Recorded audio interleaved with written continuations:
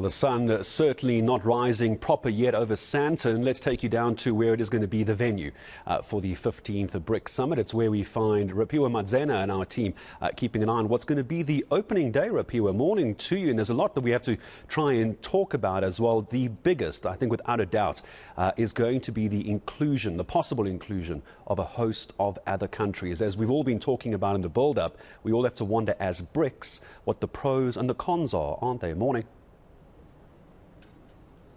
Good morning to you, Gareth. Indeed, those are the big discussions that are set to take place this week, for the rest of the week, actually, with the heads of state from the BRICS member states. And there are very important discussions, Gareth, that are set to take place. So the importance of BRICS has grown over the last few years. We make up a third of global GDP.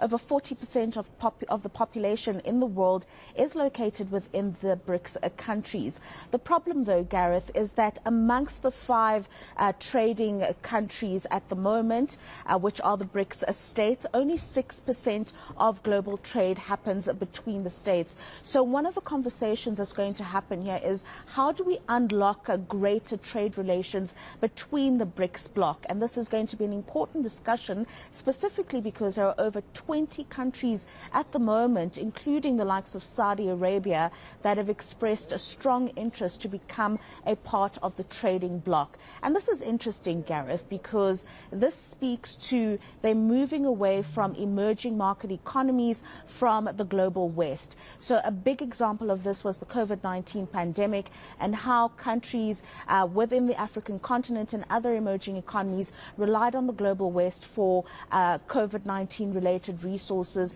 including vaccines. At the end of the day, a country is going to look at its own people first before it looks at helping developing nations, and this is what we saw with the pandemic. So the idea of adding different countries and expanding the bloc is to make sure that those resources are found within the states that are part of the bloc. So we're looking at almost like a G20, if you will, that is made up of developing economies, Gareth, and it's going to be absolutely crucial, the conversations that happen in this regard, because another conversation here is going to be the introduction of a BRICS currency. So the reduction of a reliance on the dollar. So the global economy relies on the dollar as the dominant currency. And the discussions here are saying, let's develop a currency that relates or talks to developing economies and really just the growth that they are seeing.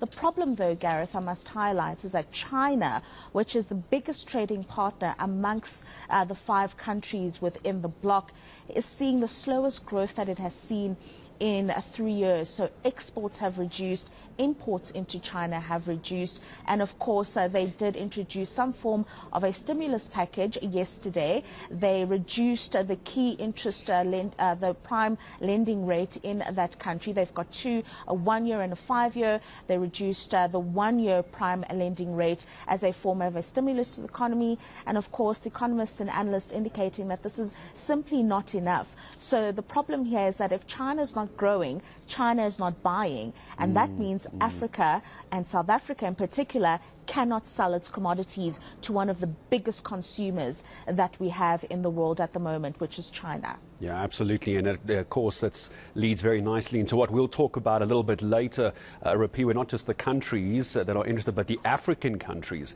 especially for South Africa, that are keen to be part of the BRICS bloc. We'll talk about that later. Also, this massive trade deficit that we have as South Africa when it comes to our global partners as well. We're going to be coming back down to what is the venue for the BRICS Summit, getting underway a little bit later this morning. We'll have rolling coverage throughout the day. There's Rapiwa for us. Back to her in a few minutes.